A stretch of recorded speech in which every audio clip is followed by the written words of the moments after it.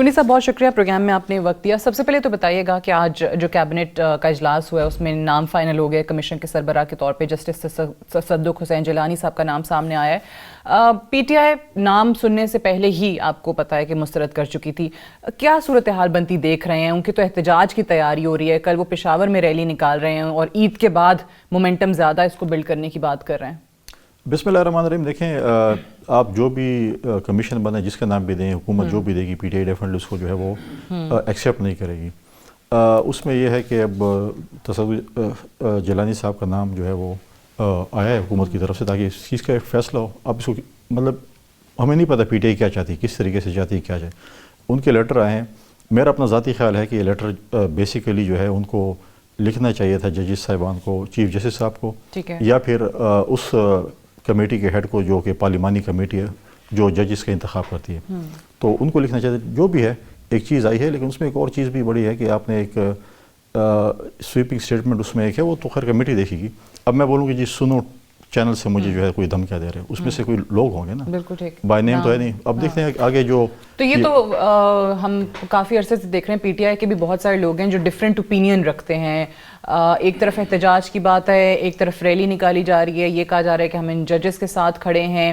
ساتھ ہی کل جو شیر افضل مروت ہیں انہوں نے کہہ دیا ہے کہ ججز خود اس چیز کا ازالہ کرتے, یہ ججز بجائے خط لکھنے کے. تو ڈفرینٹ ایک اوپینین تو وہاں سے بھی آ رہی ہے. دیکھیں وہ تو 4-5 فرینچائز ہیں پی ٹی آئی, فرینچائز جو آپ نام لیتے ہیں, ہاں وہ ہر کوئی نکلتا ہے. آج میرے خیال میں ان کے بانی چیئرمین نے 3 اور اپنے ترجمان رکھ دیے کہ یہ 3 ہوں گے جو مجھے جو ریکمینڈ کریں گے میں نے کس سے ملنا ہے کس سے نہیں ملنا, جو بھی ان کا ایک پروسیس ہے. تو لہٰذا ان کے اپنے ایک جو ہے وہ نہیں ہے چین آف کمانڈ جو ان کے کہنا وہ نہیں ہے. وہ ہر کوئی اپنی اپنی جو ہے اس نے اپنی پالیٹکس شروع کی ہوئی ہے. اب ایک بہت پازیٹیو چیز میں سمجھتا ہوں کہ خیبر پختونخوا اور مرکز کے درمیان ایک ورکنگ ریلیشن شپ پیدا ہوا. آج جو ایک محسن نقوی صاحب کی جو ملاقات بھی ہوئی سی ایم سے ہوئی ہے, پھر وہ یہاں پر بھی آئے, پرائم منسٹر سے ان کی ملی ہے. آج جو ہے وہ اسد کیسر اڑ گئے کہ جی تعلقات نہیں ہونے چاہیے. تو دیکھیں ہر کسی کا اپنا ایک ایجنڈا ہے. پی ٹی آئی کا ہر بندہ اپنے ایک ایجنڈے پہ بیٹھا ہوا ہے کہ میں نے کیا کرنا ہے. تو لہٰذا اب دیکھتے ہیں کہ کیا آپ کے گورنر لگنے کے بعد تعلقات کیسے ہوں گے, ورکنگ ریلیشن شپ کیسا ہوگا آپ کا؟ دیکھیں میرے تو ابھی تک پتہ نہیں, تھوڑا ڈیلے ہو گیا اناؤنسمنٹ, ابھی پتہ نہیں ہے پارٹی کس کا نام ریکمینڈ کرتی ہے اور کس کو گورنر بناتی ہے. یہ پارٹی کی لیڈرشپ کا فیصلہ ہے.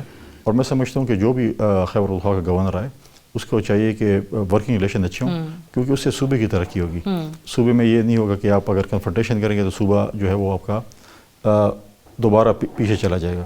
اور خاص کر اس وقت جو دہشت گردی وہاں پر صوبے میں چل رہی ہے اس میں بھی جو ہے صوبے اور مرکزی کوارڈینیشن جو ہے بہت ضروری ہے. اب 2 تاریخ کو سینٹ کا الیکشن بھی ہے اور کے پی کے میں معاملہ تھوڑا کھٹائی میں بھی پڑ گیا ہے. وہاں پہ ای سی پی نے بھی اور پشاور ہائی کورٹ نے بھی جو بات کر دی ہے.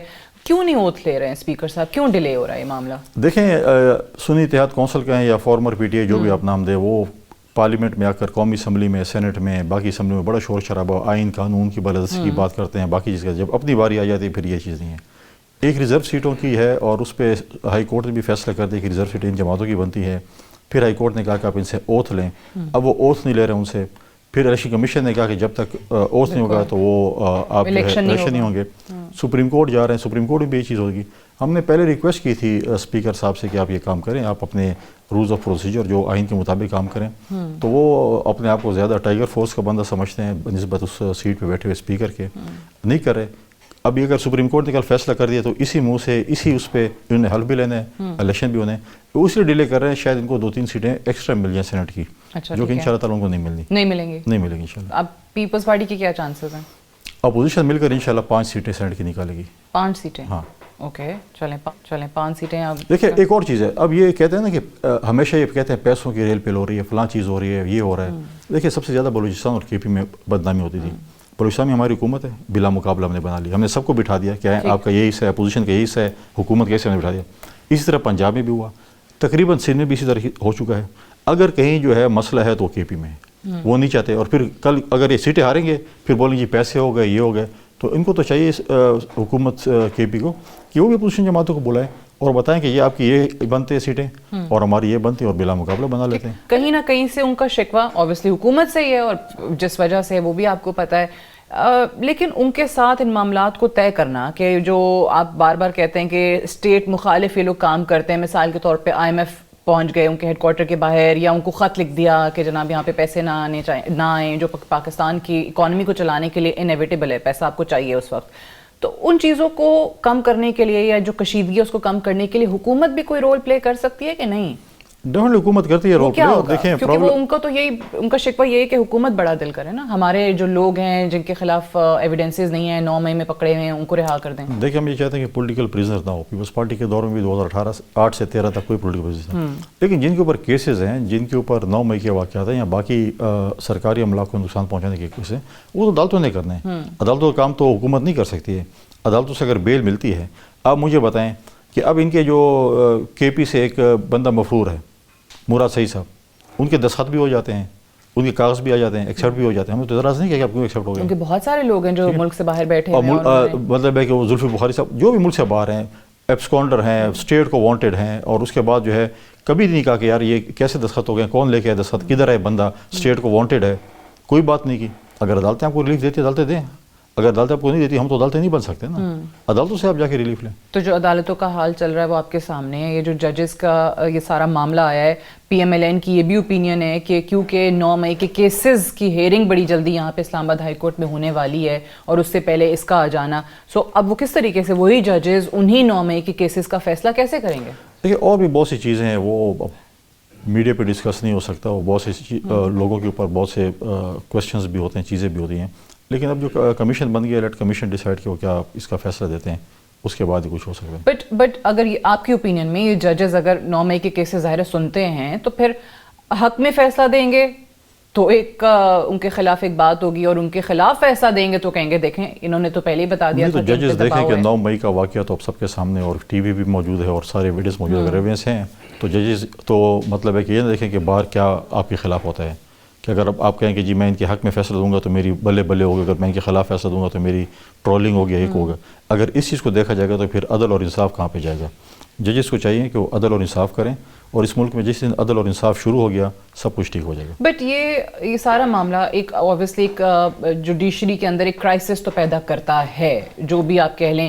حکومت کے لیے کتنا بڑا چیلنج بنتا ہے، حکومت کے لیے کس قسم کا کرائسس آتا ہے؟ کیونکہ اب حکومت جو ہے بہت ساری چیزوں پہ آج بھی اسپیشل کیبنٹ میٹنگ جو ہے وہ اسی کام میں ہو رہی ہے کہ کمیشن کا سربراہ کس کو بنانا ہے، پھر نام سامنے آ جاتا ہے. سو یہ حکومت کے لیے یا ان کا جو فوکس ہونا چاہیے ان چیزوں سے ان کو کتنا ڈسٹریکٹ کرتا ہے؟ نہیں تو ڈسٹریکشن دیکھیں ایک چیز آئی ہے، حکومت نے پرائم منسٹر گئے ہیں، انہوں نے چیف جسٹس سے ملاقات بھی کی ہے، اس کے بعد انہوں نے کمیشن بھی وہ کیا، اس کے بعد آج انہوں نے اسپیشل اجلاس بلایا تاکہ کام شروع اس کمیشن کا. اور میں سمجھتا ہوں کمیشن کو بھی چاہیے کہ وہ جلد از جلد اس چیز کا جو ہے وہ فیصلہ کرے اور قوم کے سامنے رکھے کہ کیا چیز ٹھیک ہے کیا چیز غلط ہے.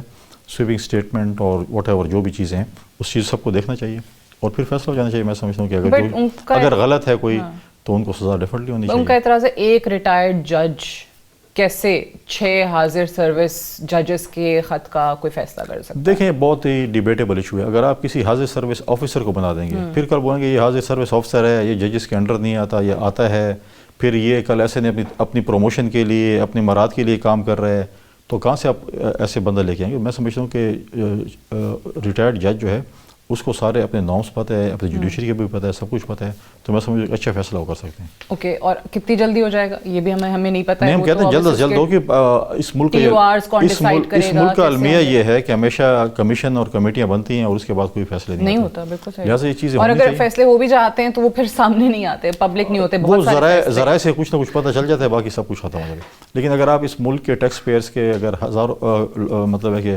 لاکھوں کروڑ روپے ضائع کر رہے ہیں یا لگا رہے ہیں کسی چیز پہ تو اس کے رزلٹ بھی آنا چاہیے. ٹی یو آرز کون ڈیسائیڈ کرے گا اس کے؟ آئی تھنک کمیشن ان کے جو سبھی سیکرٹری سارا کچھ اب آئے گا تو پتہ چلے گا کیا کہتے ہیں اس کے.